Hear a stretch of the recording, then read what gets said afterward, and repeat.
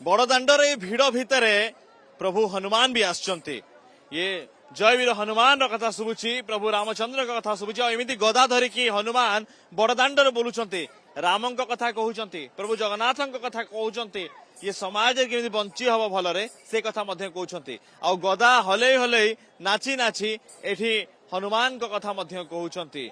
ये हनुमान वेशधारी व्यक्ति प्रत्येक वर्ष एमती आसंती बड़दाण्डरे आ एठी आसिकी प्रभुंकर महिमा को गान करते।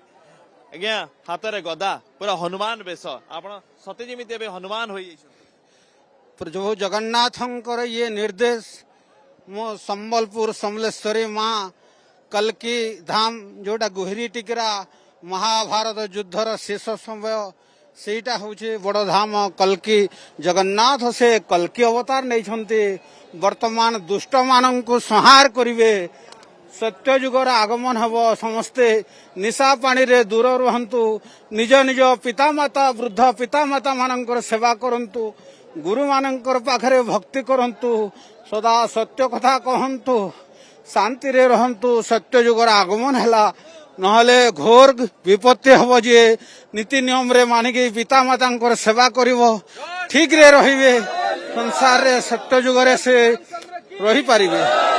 हनुमान वेश है कि प्रत्येक वर्ष कहीं कौन या पछर कारण ये जगन्नाथंकर अवतार होचे रामंकर अवतार तेणु रामंकर राज्य से आसला किते हजार वर्ष पूर्व अयोध्या रे सही जगन्नाथंकर अवतार रामंकर अवतार प्रतिष्ठित हला।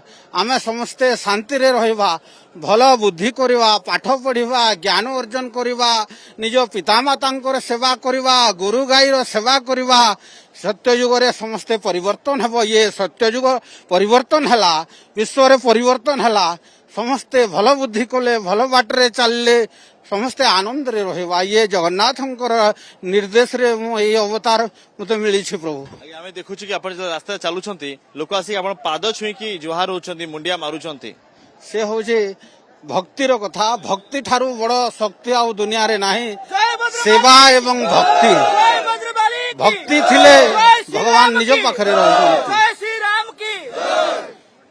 भक्ति होछि सबठारू बड़ भक्ति ठारू बड़ आउ शक्ति किसी नहीं।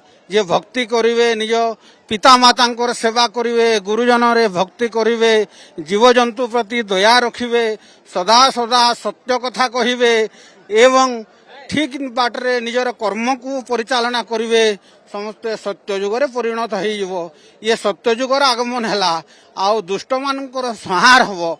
एबे आपण माने निशा पानी रे दूर रहंतु निज निज पितामातांकर सेवा करंतु गुरुजने भक्ति करंतु गाई गोरु प्रति दया रखंतु जीव प्रति टिके दया रखंतु।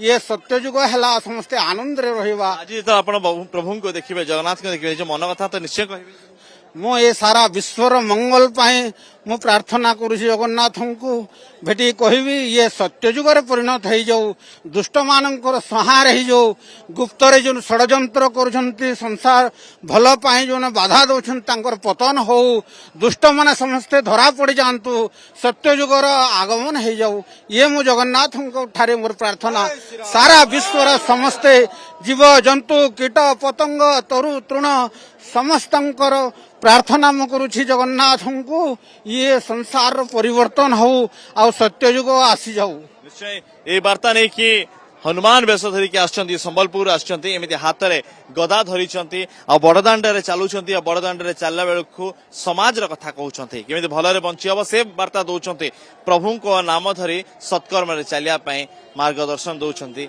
हनुमान वेशधारी ए व्यक्ति जनक। पुरीरो वीडियो जर्नलिस्ट विकास कसा अनुज दास कनक न्यूज। जगन्नाथ निजे वर्तमान जगन्नाथंकर अवतार वर्तमान कल्कीराम होइछंती से संहार करिवे दुष्ट देखिला मात्र के संहार हेबो। ये दुनिया रे वर्तमान ये नीति नियम जगन्नाथ आदेश देइछंती प्रशासन को ସରକାରକୁ ମଧ୍ୟ ଆଦେଶ ଦେଇଛନ୍ତି। ତେଣୁ ଆଜି ଦ୍ରୌପଦୀ ମାତା ଯିଏ ମହାଭାରତର ଶେଷ ସମୟରେ ଦ୍ରୌପଦୀ ଏବଂ କୃଷ୍ଣଙ୍କର ଲୀଳା ହେଇଥିଲା, ସେଇ ଦ୍ରୌପଦୀ ମା ଆଜି ମଣିଷ ରୂପରେ ଆସିକି ଜଗନ୍ନାଥଙ୍କ ପାଖରେ ପହଞ୍ଚିଛି। ଆଜି ସେ ମୋହନ ବୋଲି କହୁଛନ୍ତି, ଯୋଉଟା ଜଗନ୍ନାଥଙ୍କର ଅବତାର, ଯୋଉଟା କୃଷ୍ଣଙ୍କର ନାଁ ମୋହନ, ସେ ଆଜି ଓଡ଼ିଶାର ଦାୟିତ୍ୱରେ ଅଛନ୍ତି। ପୁରା ସତ୍ୟ ଘଟଣା ଆପଣ ଅନୁମାନ କରନ୍ତୁ। ଇଏ ହଉଛି ଯୁଗର ପରିବର୍ତ୍ତନ ପାଇଁ ଇଏ ନର ଦେହରେ ସେ ମଣିଷ ଭଗବାନଙ୍କର ଅବତାରରେ ଉପସ୍ଥିତ ହେଇଛନ୍ତି। ଏବଂ ଭାରତର ଯୋଉ ମୁଖ୍ୟ ପ୍ରଧାନମନ୍ତ୍ରୀ ଅଛନ୍ତି, ଇଏ ସାରା ବିଶ୍ୱର ନରମାନଙ୍କର ଉପରେ ନରମାନଙ୍କର ଉପରେ ରାଜା ଯେ ନରେନ୍ଦ୍ର, ସେ ବି ବହୁତ ଚମତ୍କାର ରୂପରେ ଅଛନ୍ତି। ତେଣୁ ସମସ୍ତେ ଭଲ ଭାବରେ ନୀତି ନିୟମ ମାନିକି ବାପା ମାଙ୍କର ସେବା କରିକି ଜୀବଜନ୍ତୁ ପ୍ରତି ଦୟା ରଖିକି ସତ୍ୟ କଥା କହିକି ଭଲ ବାଟରେ ନିଜର କର୍ମକୁ କରି ଚାଲନ୍ତୁ। ଏ ସତ୍ୟ ଯୁଗ ଆରମ୍ଭ ହେଇଗଲା। ଜୟ ଜଗନ୍ନାଥ।